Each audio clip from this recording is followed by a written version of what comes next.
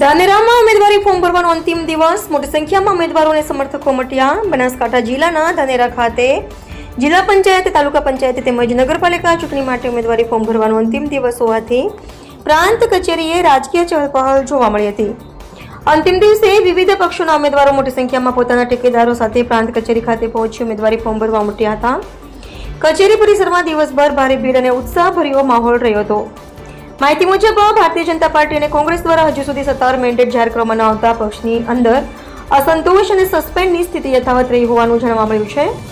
Ticket વહેંચણીને લઈ બંને પક્ષના કાર્યક્રમોમાં રોષની લાગણી પણ ખુલ્લેઆમ જોવા મળી રહી છે. ધાનેરા નગરપાલિકાની ચૂંટણીમાં ભાજપ અને કોંગ્રેસ સિવાય મોટી સંખ્યામાં અપક્ષ ઉમેદવારો પણ મેદાનમાં ઉતરતા રાજકીય સમીકરણોમાં ફેરફાર થવાની શક્યતા વ્યક્ત થઈ રહી છે. અપક્ષ ઉમેદવારોની વધતી સંખ્યાને કારણે બંને મુખ્ય પક્ષો માટે ગણતરી ઊંધી પડી શકે તેવી ચર્ચાઓ ચાલી રહી છે. ચૂંટણીના અંતિમ દિવસે ઉમેદવારી પ્રક્રિયા પૂર્ણ થતાં ધાનેરામાં રાજકીય ગરમાવો વધુ તેજ બન્યો છે અને હવે તમામની નજર મતદાન અને પરિણામ પર ટકી છે. રિપોર્ટર રમેશ સુથાર, ધાનેરા.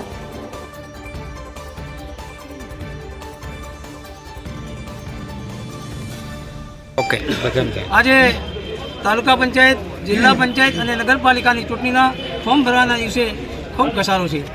આજે અમારા કોંગ્રેસ પાર્ટીના નગરપાલિકાના 26 તાલુકા પંચાયત અને 5 જિલ્લા પંચાયતના ઉમેદવારોએ ફોર્મ ભરી નાખ્યા છે. મેન્ડેટ હવે અમે ટૂંક સમયમાં રજૂ કરવાના છીએ. પણ અમારા પાર્ટીના કાર્યકર્તા મિત્રોને કેટલો વિશ્વાસ કે જે સામે દેખાય છે એક જ દિવસે ફોર્મ ભરવાયા છે, એમને વિશ્વાસની પાર્ટી પર નહોતો. આજે અમારી પાર્ટીના માણસોએ વગર મેન્ડેટે ફોર્મ રજૂ કર્યા હતા અને અમે ટાઈમસર મેન્ડેટ રજૂ કરીશું. જ્યારે જિલ્લાનું વિભાજન હતું એ વખતે ભારતીય જનતા પાર્ટીના મિત્રો વાવ થરત જવામાં હતા. જ્યારે અમારી કોંગ્રેસ પાર્ટીએ સ્ટેન્ડ ક્લિયર રાખી અને બનાસકાંઠા જિલ્લામાં જવા માગતા હતા અને બનાસકાંઠા જિલ્લામાં લોકોના સમર્થનના કારણે બનાસકાંઠા જિલ્લામાં આજે આપણે રહી શક્યા છીએ. જ્યારે આ વખતે અમે યુવાન, શિક્ષિત અને વડીલ યુવાનો અમારા ઉમેદવારો રાખ્યા છે અને કોંગ્રેસ પાર્ટીમાં તાલુકા પંચાયત, જિલ્લા પંચાયત અને નગરપાલિકાની બોડી બની રહી છે, એમાં કોઈ શંકાને સ્થાન નથી. આજે અહીંયા નગરપાલિકા, તાલુકા પંચાયત અને જિલ્લા પંચાયત આજે ચૂંટણીના ફોર્મ ભરવાનો અંતિમ દિવસ છે. ત્યારે અમારા ભારતીય રાષ્ટ્રીય કોંગ્રેસ પક્ષના કાર્યકરો, વડીલો સૌએ ઉમંગભેર ઉમેદવારી નોંધાવી રહ્યા છે.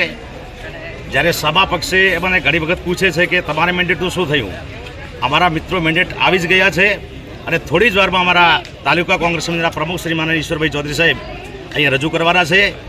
સાથે સામેવાળા લોકોના મેન્ડેટ છે કે નહીં, પણ એમને હજુ સુધી ઉમેદવારો ગોત્યા મળતા નથી એવા સમાચાર મળી રહ્યા છે. અને તમે પણ બધા જાણો છો મીડિયાવાળા મિત્રો, આ વખતે તાલુકા, જિલ્લા પંચાયત અને નગરપાલિકા એ કોંગ્રેસનો હંમેશા જીત થવાની છે.